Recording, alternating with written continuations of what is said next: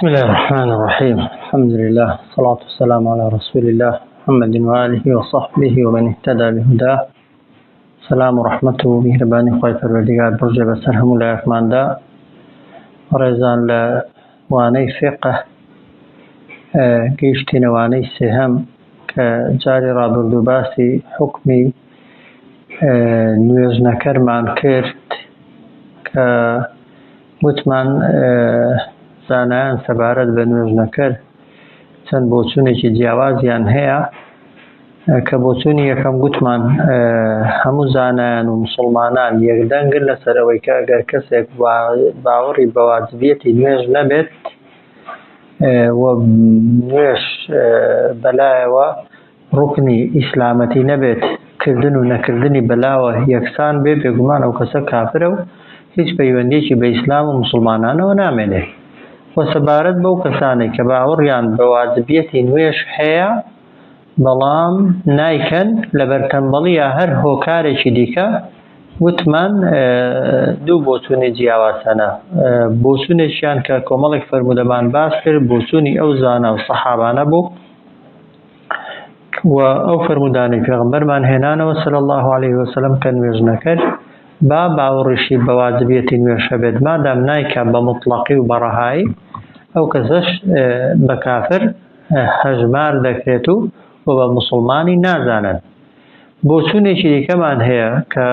بەشێکی دیکە لە زانایان دەفەرموون ئەو کەسەی کە باوەڕی بە واجبیەتی نوێژ هەبێت بەڵام لەبەر تەنبەڵی یا لەبەر سەرقاڵی یا لەبەر هەر هۆکارێکی دیکە نەیکات، دەفەرموون کافر نابێت، بەڵام کە کافر نابێت سزای هەر لەسەرە. لەوانە کە تەواو حەدیثانەی پێشتر هێنامانەوە زۆرینەیان وشەی کوفر و کافریەتیان بۆ ئەو کەسە بەکارهێناوە کە نوێژ ناکە، بەڵام بەشێکی زۆر لە عولەمایانی پێشین و عولەمایانی دوایی لەوانە ئیمامی ئەبوو حەنیفە و ئیمامی مالیک و ئیمامی شافعی ڕەحمەتی خوایان لێبێت دەفەرموون نوێژنەکەر مادام باوەڕی بە واجبیەتی نوێژ هەیە بە کافر حساب ناکرێت، بەڵام ئەو کەسە دەبێتە کەسێکی تاوانبار و گوناهکار و داوای تەوبەی لێ دەکرێت. ئەگەر تەوبەی کرد باشە، ئەگەر نادەکوژرێت لە مەذهەبی ئیمامی مالیکدا و لە مەذهەبی ئیمامی شافعیشدا لەبەرەوە ناکە کافرە، لەبەرەوەی کە ڕوکنێکی سەرەکی ئیسلامەتی تەرک کردووە کە بریتیە لە نوێژ. چۆن زیناکەرێک سزا دەدرێت لەبەرەوەی کە تاوانێکی گەورەی کردووە نەک لەبەرەوەی کە کافرە، دزێک سزا دەدرێت نەک لەبەرەوەی کە کافرە لەبەرەوەی گوناهێکی گەورەی کردووە، دەفەرموون نوێژنەکەری داوای تەوبە و پشیمان بوونەوەی لێ دەکرێت. ئەگەر تەوبەی کرد و پشیمان بوویەوە باشە، ئەگەر نادەکوژرێت بەڵام لەبەرەوەی نادەکوژرێت کە کافرە و ئەگەر مردیش دەفەرموون بە کافری نامرێ مادام باوەڕی بە واجبیەتی نوێژ هەوە، بەڵام وەکو سزا وەکو عقوبە و وەکو تەنبێکردنی غەیری ئەو و هەروەها بۆ ئەوی ببێتە مایەی ڕەشکردنەوەی گوناهی نوێژ نەکردنیشی دەکوژرێت. ئەوە مەذهەبی ئیمامی مالیکە و هەروەها مەذهەبی ئیمامی شافعیە. بەڵام ئەبوو حەنیفە دەفەرمێت نوێژنەکەر ناکوژرێت، داوای تەوبەی لێ دەکرێت، ئەگەر تەوبەی کرد سزای دەدرێت بە جیا لە کوشتن، جا لێی دەدرێت یانەوە تا هەڕەشەی لێ دەکرێت یا سزن دەکرێت یا غرامە دەکرێت، بە زۆرێک وەک دەڵێ سزاکەی ئازاردانەکەی لەسەر بەردەوام دەکەن هەتا ئەو کاتەی کە واز لە ئەوە لە تەرککردنی نوێژ دێنێت و دەست بە نوێژەکانی دەکات. ئەو زانانە دەفەرموون ئەو حەدیثانەی کە باسی کافریەتی نوێژ دەکەن مەبەستیان ئەو نوێژنەکەرەیە کە نوێژ بە واجب نازانێت، نوێژ بە ڕوکنی ئیسلامەتی نازانێت و پێی وانیە تەرکی نوێژ گوناهە. دەفەرموون کەسێک کە باوەڕی بە واجبیەتی نوێژ نەبێت و ئینکاری نوێژ بکات بێگومان کافرە. و ئەو حەدیثانەشی کە پێغەمبەر صلی الله عليه وسلم فەرموونی نێوانی ئیسلامەتی و کافریەتی واسێنانە لە نوێژ، دەفەرموون مەبەستی کەسێکە کە لە دڵەوە باوەڕی بە واجبیەتی نوێژ نییە بە کۆمەڵێک بەڵگە لەوانە دەڵێن خوا فەرموویەتی ئین الله لا یغفر ئەن یشرک به، خوای گەورە تەنها لە کەسێک خۆش نابێت کە شەریک و هاوبەشی بۆ بڕیار دەدا ئەگەر بمرێ و تەوبە نەکا ويغفر ما دون ذلك لمن يشاء هەر گوناهێکی دیکە جگە لە شیرک دەگونجێ خوای پەروەردگار لێی خۆش بێت ئەگەر خوای گەورە ویستی لەسەر بێ بۆیە دەڵێن خۆ نوێژ نەکردن شەریک بڕیاردان نییە بۆ خوا مادام نوێژ نەکردن شەریک بڕیاردان نییە بۆ خوا و کەسەکە نوێژ نەکردن بە حەڵاڵ نازانێت و ئیمانی بە واجبیەتی نوێژە هەیە با نوێژەشی نەکرد بێ ڕێی تێدەچێ خوا لێی خۆش بێ مادام ڕێی تێدەچێ خوا لێی خۆش بێت دیارە کەسەکە کافر نییە چونکە خوای گەورە لە هیچ کەسێک خۆش نابێ ئەگەر بە کافری بمرێت و تەوبەی نەکرد بێت یا بە شیرکەوە بمرێت و تەوبەی نەکرد بێت وهروها حديثي ديكا بلغدين نوك ابو هريره خوالي رازي بيت بومان دجرتوا دفرمد لكل نبي دعوة مستجابة همو پیغمبرك دعاك هيك ولام ددريتوا فتعجل كل نبي دعوته دفرمد همو پیغمبرك دعاك خوي پیش خست ولا دنيا ذا كردويتي واني اختبأت دعوتي شفاعة لأمتي يوم القيامة لفرمت دعاكي خم هل قرتوا في غمر لفرمت بارانا وكي خم هل قرتوا تالا قيامة بي كما شفاعة تكاب أمتكم فهي نائلة لفرمت أو شفاعتي من دقاب بهركسك إن شاء الله أقر خواوي استيلسر بيت من مات لا يشرك بالله شيئا مرد بيتو شريكي بوخوا بريار ندابه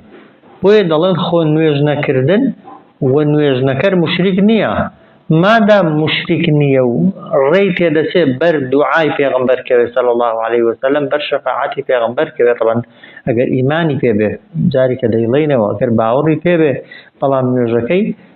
لەبەر تەمبەڵی ناکا یا هێندێکان دەکا و هێندێکان ناکا ئەو کاتە دەڵێن مادام ڕێی تێدەچێ خوا لێی خۆش بێت و ڕێی تێدەچێ پێغەمبەر شەفاعەتی بۆ بکە دەبێت بە موسڵمان حسابی کەی چونکە ئەگەر کەسێک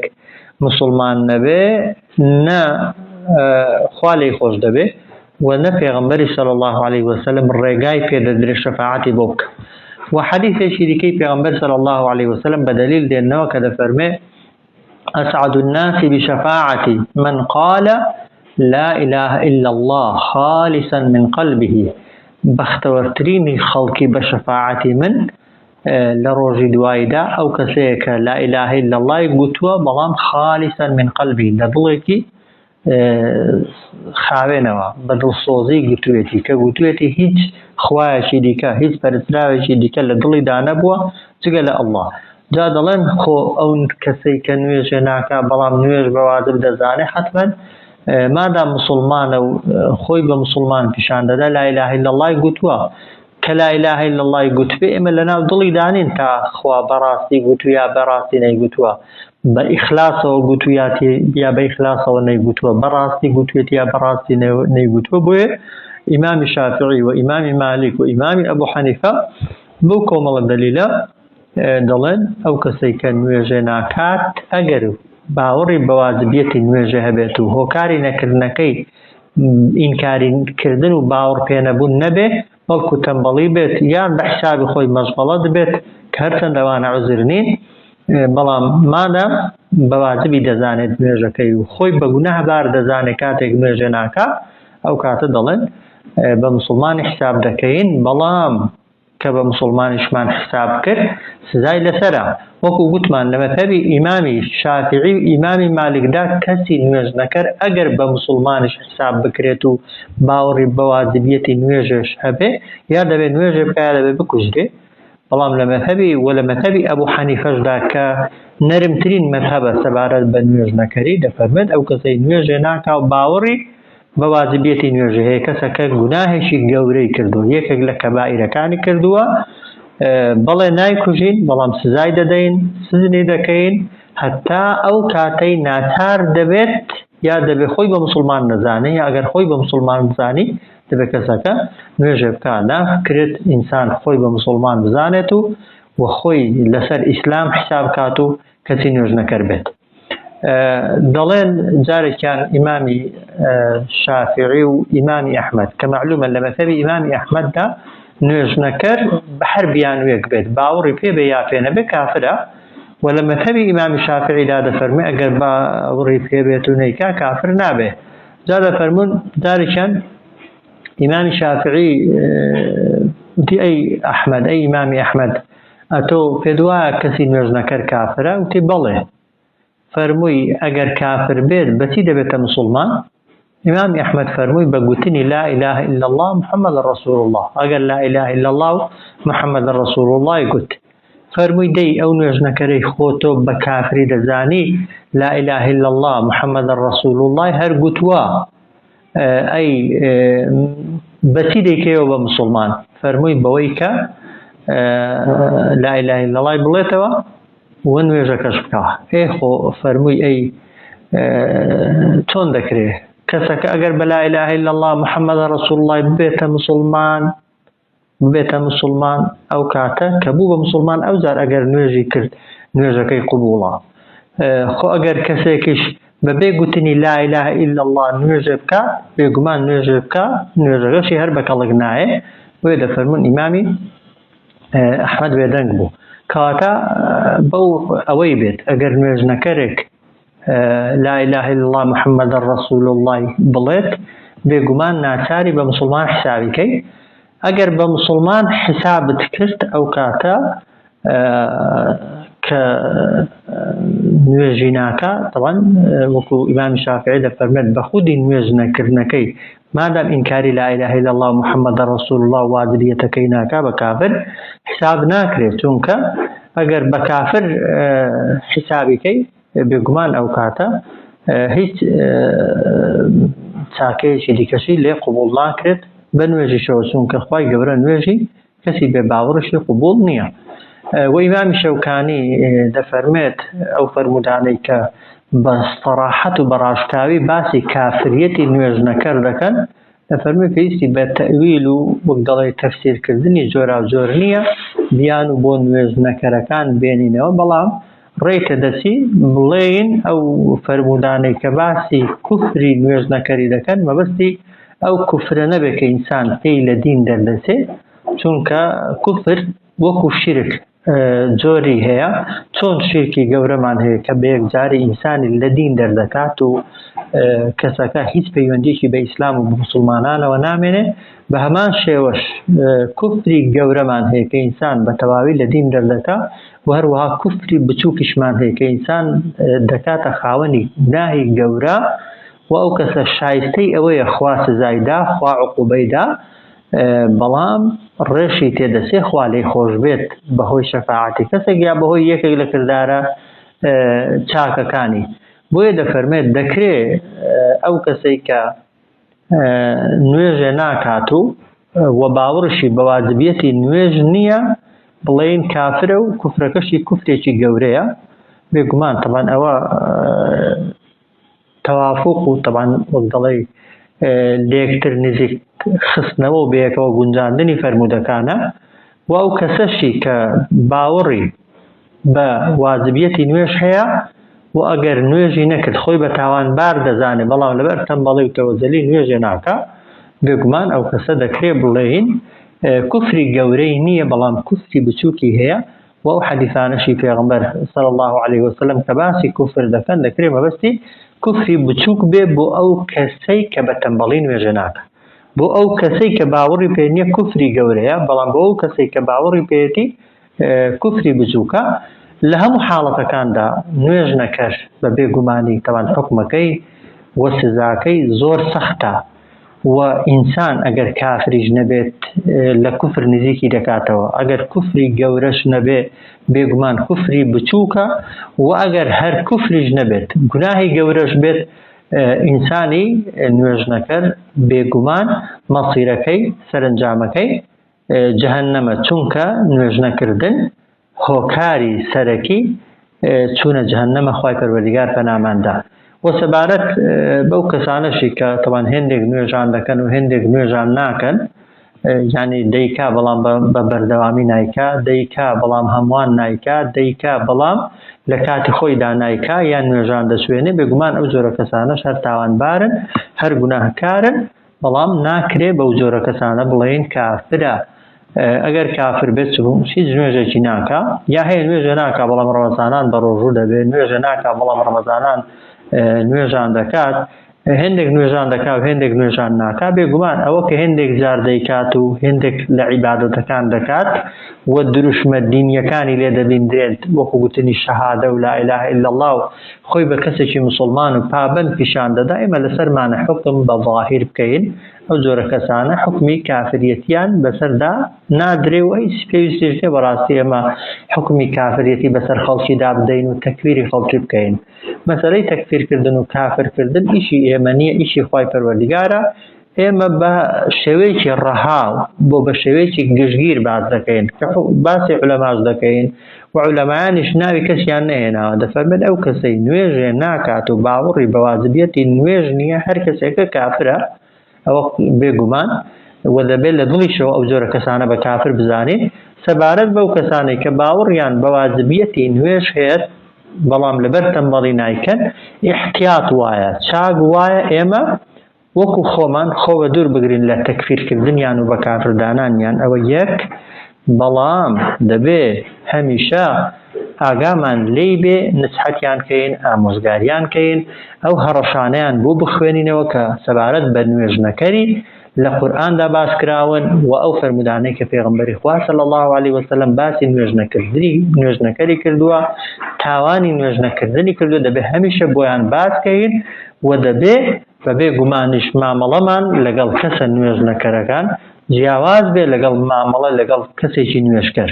هەمیشە ئینسانی نوێژکەر ئەگەر کەم و کورتیشی هەبن وەکو باسمان کرد، دەبێ بەلامانەوە چاکتر، باشتر، خۆشەویستتر بێ لای خوا لە کەسێکی نوێژنەکەر. ئەگەر بڕواڵەت هێندە کردداری کەشی هەبن با بە کافریشی نەزانین، بەڵام بە تاوانباری دەزانین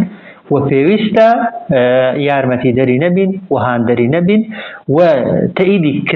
کردارەکانی نەکەین و هەمیشە نوێژنەکردنەکەی بە حاڵێکی ڕەش لەسەر حساب بکەین. بەڵێ کافری ناکەین، بە ئەوە ئیشی ئێمە نییە وەکو تەعین وەکو دیاری کرا و بڵێن فڵانی کوڕی فڵانی کافرە، مادام لا ئیلاهە ئیلا الله و شەهادەی دەڵێ و خۆی بە مسلمان پیشان دەدا و دەڵێ بە ئیعترافی خۆی دەڵێ نوێژ واجبە. بەڵام بەبێ گومانی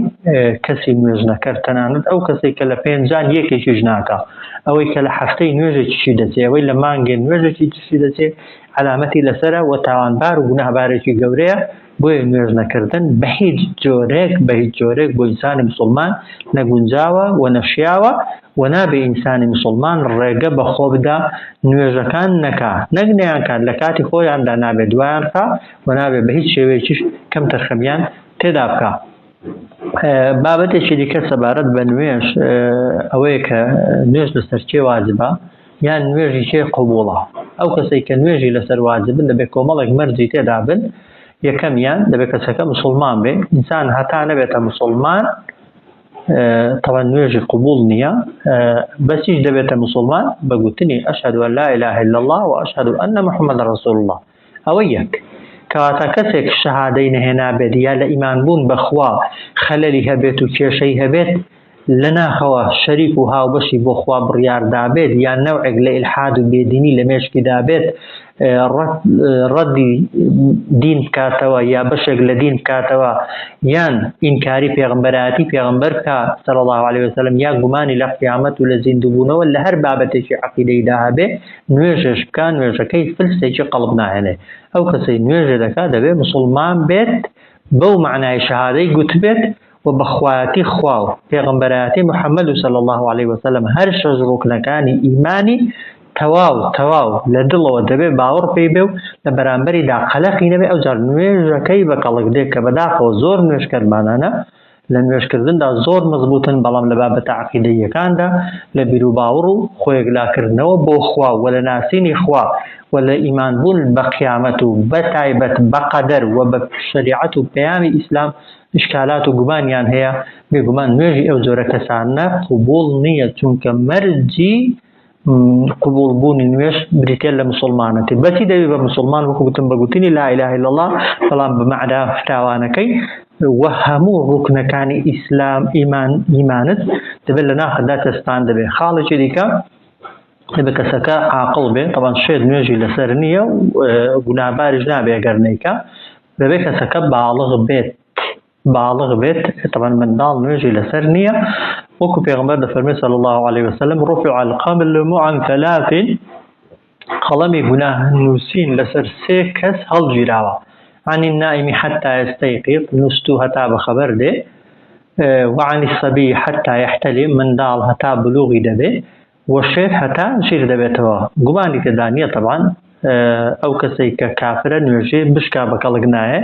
شێت بێگومان بشیکا بە کەڵک نایە و واجب نێ بیکە بەڵام بەنسبەت منداڵ نوێژی لەسەر واجب نییە بەڵام ئەگەر پێش باڵغ بوون بیکە نوێژەکەی دروستە و هیچ ئیشکالێکی تێدا نییە و ئەجر و خێریش دڵخۆشی و بۆ ئەو کەسەشی دەنووسرێ کە فێری کردووە بە تایبەتی دایک و باوکی بەڵام بە نەکردنی پێش باڵغ بوون تاوانبار نابێت بەڵام بابەتێک هەیە زۆر ضرورە ئاگامان لێی بێت ئەو حەدیثەی پێغەمبەر کە دەفەرمێ صلی الله عليه وسلم مروا أولادكم بالصلاة إذا بلغوا 7 فەرمان بە منداڵەکانتان بکەن بە نوێژکردن ئەگەر تەمەنیان گەیشتە 7 ساڵانە وضربوهم عليها لێیاندەن لەسەر نەکردنی نوێژ إذا بلغوا 10 ئەگەر تەمەنیان گەیشتە 10 ساڵ وفرقوا بينهم في المضاجع ولتمني دساليدا جيغا كان ين ليك جياكنوا وبتاي بتبنا بالجريك بتاني يك بخفتا بخون با خشكو براج بن با هتا خشكش بن كروج بن واگر بكري ليك جوريجدان بن ببيغماني زور چاكترا جابا يكتبيني بلم طبعا اگر من دالك لتمني حو صاليرا دایک و باوک لەگەڵی خەریک بوون هەتا تەمەنی گەیشتە 10 ساڵ یعنی 3 ساڵ بە نەرمی بە هاندان بە تەشجیعکردن بە ڕاهێنان ئەو منداڵەیان ڕاهێنا و فێر کرد بۆ نوێژکردن بێگومان طبعا ئەگەر منداڵەکە فێری نوێژێ بوو ئەو منداڵێکی ساڵحە و منداڵێکی چاکە هەتا قیامەتیش طبعا هەر نوێژێکی دەیکا خێرەکەی و پاداشتەکەی بۆ دایک و باوکێتی یا بۆ ئەو کەسێتی کە فێری کردووە و لە تەمەنی 10 ساڵیدا بێگومان ئەگەر منداڵەکە کەمتەر خەمی کرد دایک و باوک لەسەریانە توندی لە بەرامبەریاندا بەکاربێنن توندی ئەگەر بگاتە لێدانش بەڵام لێدان بە شێوازێک کە مەبەست لێی تەنبێکردن بێن نەک ڕەغڕشتن تەنبێکردن لە کاتێکدا لێی دەی کە کەسەکە تەنیایە و تەمان لەناو خەڵکیدانا بیشکێنیەوە و پاشان لە دموچا و سەر و ئەو شوێنانە نەدەی کە پێیەوە دیارن و خەڵک لێی دەبینێ و پاشان نابێت لە شوێنی خەتەری دەی مەترسی لەسەر ژیان و حیاتی دروستکەی بەڵام توندی ڕقی بەکارهێنان لە بەرامبەریدا بەوەی کە لە دەستی لە قاچی یان وەک دەڵێ بە زۆرێک لە زۆرەکان تعزیبی دەی سزای دەی بەوەی کە پارەی ڕۆژانەی نادەیە یان هێندێک لەو شتانەی کە حەزی لێی دەگریەوە و هێندێک شتی دنیایی بۆ ناکەی تا ناچاری دەکەی نوێژە بکە بێگومان ئەوانە هەموو توندین و هەموو هۆکارن و لە 10 ساڵیشدا هەتا باڵغ بوون ئەگەر لە 7 تا 10 بە نەرمی لەگەڵی خەریکی بووی لە 10 هەتا باڵغ دەبێ توندیت لەگەڵ بەکارهێنا ئەگەر نەیکرد ئەو منداڵە دوای باڵغ بوون گوناهەکەی بۆ خۆیەتی و خراپەکەی لەسەر خۆیەتی تۆ هیچ گوناهێکت ناگاتێ بە پێچەوانەشەوە ئەجریشت دەست دەکەوێت لەسەر ماندووبوونت و لەسەر هەوڵدانت و لەسەر ڕاهێنانی و لەسەر تەحملکردن و ئارامگرتنی نوێژ نەکردن بەڵام هەر دایک و باوکێک لە تەمەنی 7 ساڵی تا 10 ساڵی نەرمی و هێواشی و لەسەرخۆیی و ئامۆژگاری و قسەی خۆشیان بەکار نەهێنابێ بۆ منداڵەکانیان و دوای لە 10 ساڵیشەوە تا باڵغ بوون هەوڵیان نەدابێ بە ئەگەر بە تۆ بزی و بە زۆری و بە زەختیش بێ نوێژ بە منداڵەکەیان بکەن ئەو منداڵە نوێژ نەکەر دەردەچێ و هەتا قیامەتێش هەر نوێژێکی نایکات و دوای دەخا بەشێک لە گوناهەکەی و گوناهی سەرەکی بۆ دایک و باوکێتی بۆی ئاگامان لێی بێت منداڵ وەکو چۆن دەکرێت سەدەقەیەکی جاریە بێت و دڵت پێی خۆش بێت ببێتە مایەی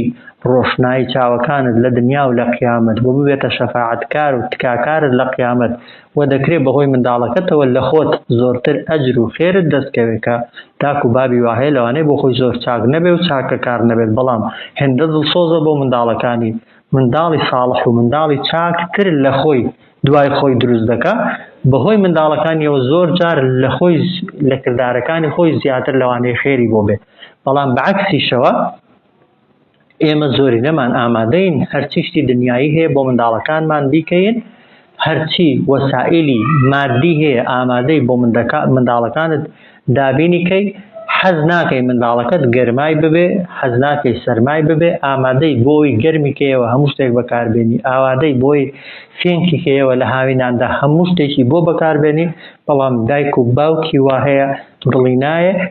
دەستێک لە منداڵەکەی بەرزکاتەوە لەسەر نوێژ نەکردن،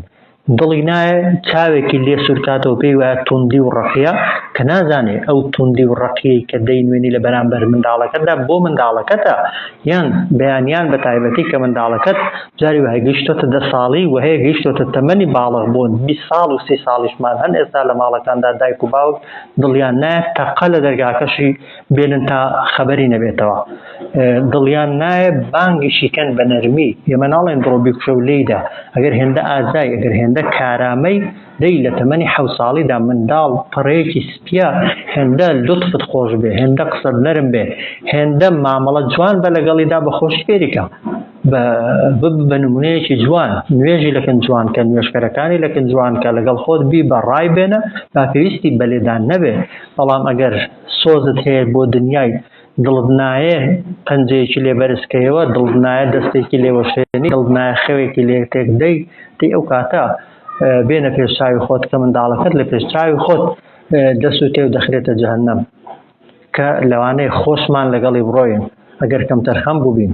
منداڵەکەت دەڕوا بەرەو ئاگر ئەتۆش چاور لێتی هیچت پێ ناکرێ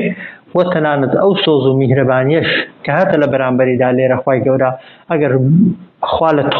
لە خۆت خۆش بوو بێ ئەو سۆز و میهرەبانیەش دێنێتە دەرێ. بۆی ئەگەر دڵسۆزی منداڵەکانمانی بۆ ئاگامان وەک دەڵێ پەرۆشی قیامەتی منداڵەکانمانە بێگومان دەبێ ئامادەبی هەموو شتێکەکەی وەکو گوتم. بەڵام یەکەم جار هاندان، یەکەم جار قسەی خۆش و نەرم، فێرکردن و ڕاهێنان تا منداڵەکەت فێری نوێژێ بێ. ئەگەر ئامادە نەبوو و حاضر نەبوو و نەیکرد بەو شێوازە لە تەمەنی 10 ساڵی لای کەمی 3 ساڵ 4 ساڵ لەبەردەستیدایە منداڵ لەو تەمەنەدا پێویستی بە تووڕەبوون و چاو لێ سوورکردنەوە هەیە. ئەو هەنگاوانە بنێ هیچ نەبێ کە منداڵەکەشت فێر نەبوو زانیت فێریش نابێ بۆی لە قیامەتت لەسەری شەق نەخۆی و وەک دەڵێ ئاگر لەسەری نەبینێ. بێگومان کەسێک نوێژنەکەر بێ نوێژکەر بێت ببورن خەفەت دەخوالەوەی کە منداڵەکەی نوێژە ناکا. خۆت ئەهلی دین و ئەهلی ئیمان بی، ناخۆشترین شت ئەوەی منداڵەکەت ئەهلی دین و ئەهلی ئیمان نەبێت. بەڵام لە دنیادا بێگومان کۆڵێک خەفەتی لێ دەخۆی ئەگەر کەمتر خەم بین لە قیامەتێک گوناهکەشی بۆ ئێمەیە. بەڵام ئەتۆ ئەرکی خۆت جێبەجێکە لە 7 ساڵی ڕا بیکە بە ئیشی خۆت چۆن بۆ مەکتەب بەیانیان ئەگەر ساعت 6 داوامی هەبێ 7.5 ساعت پێشتر هەڵی دەستێنی سیارەی بۆ دەگری. زۆرینەی خەڵکی تەوان کرێی مانگانە و مەکتەبی خصوصیش بۆ منداڵەکەی دەگرێ هەر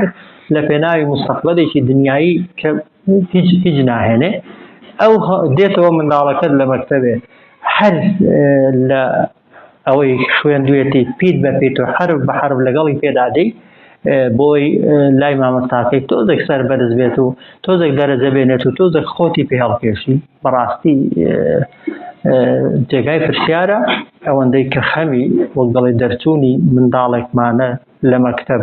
هێنانی دەرەجەیەکە هێنانی یەکەم بوونە خەمی قیامەتی منداڵەکانمان نەبێ. بێگومانەوە دڵسۆزی نییە، دڵسۆزی بۆ منداڵەوەی خەمی قیامەتی منداڵەکەت بێت بە ئومێدی ئەوەی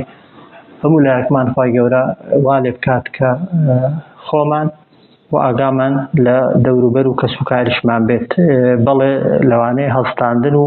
بەخەبەرهێنانیان بە تایبەتی بۆ نوێژی بەیانی زەحمەت بێت و لە کاتەکانی کەدا ئاگات لێی بێ نابێ بڵێ جا پێم گوتووە نا جارێک پێی بڵێ 2 جار پێی بڵێ 3 جار پێی بڵێ چونکە خوا پێمان دەفەرمێ وەأمر ئەهلەکە بالصەلاة وەصطەبر عەلەیها. فەرمان بە کەس و کارەکەت بکە بە نوێژێ و ئارامیش بگرە. ئارام بگرە یعنی بڕۆ لە سەرسەری ڕاوەستە خۆی بە قوربان کە قسەی خۆشی لەگەڵدا بکە ئاوی بە ڕوخساریدا